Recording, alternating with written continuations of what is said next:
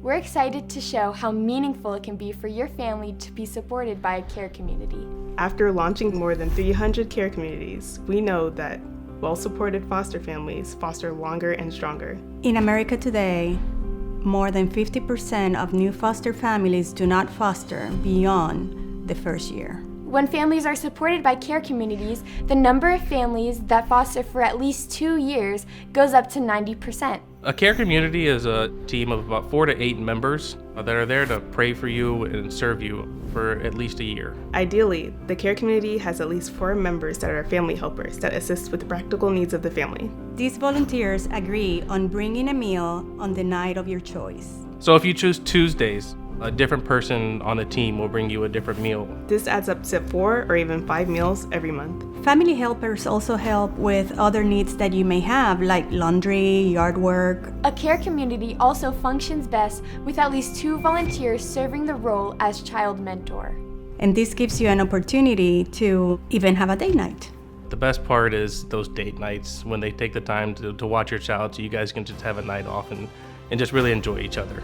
They will also try to be available 1 extra time a month so that you can plan important appointments or even go to the gym. You, as the foster parent, will always have the final say as to who can serve your family. The team leader will be a liaison between you as a foster parent and your care community team. The team leader will call you on a weekly basis to discuss your weekly needs, and this person will be in charge of updating the care community calendar online. The team leader will also email the entire team notifying them of your prayer requests and praise reports. The awesome thing about care communities is that you're mostly at the receiving end. But with all relationships, there's always a little bit of give and take. There's a few things needed from you to make your care community run smoothly for your family. First, the advocate will email you a questionnaire. Just fill it out and send it back within 3 days.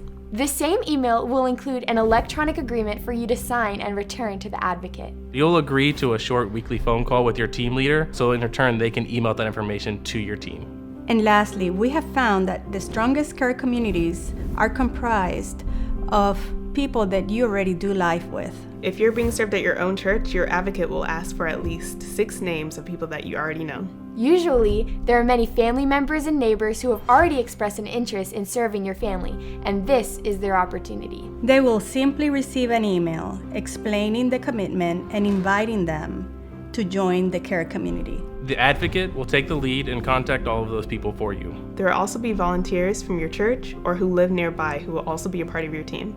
If you are being served from a church that is not your own, the volunteers will most likely come from that church. Be sure to give the name of those who would you like to be included in your care community.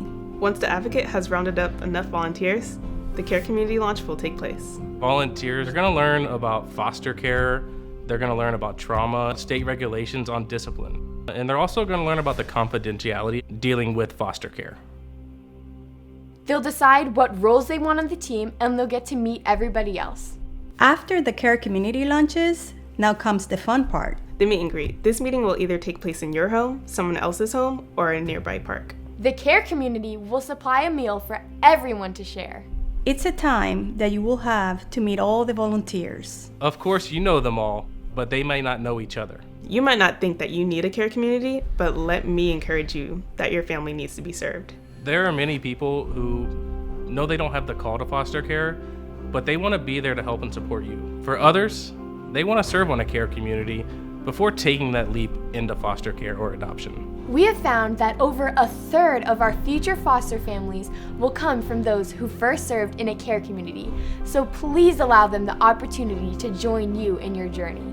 If you're still waiting on your placement, your church advocate will aim to have your care team ready when your child first arrives. Occasionally, mistakes happen.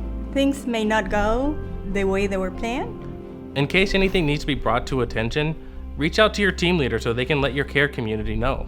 Please know that volunteers on a care community do it because they do have a serving heart. They do answer that call to help you make your life easier on the journey you're about to take. A simple thank you.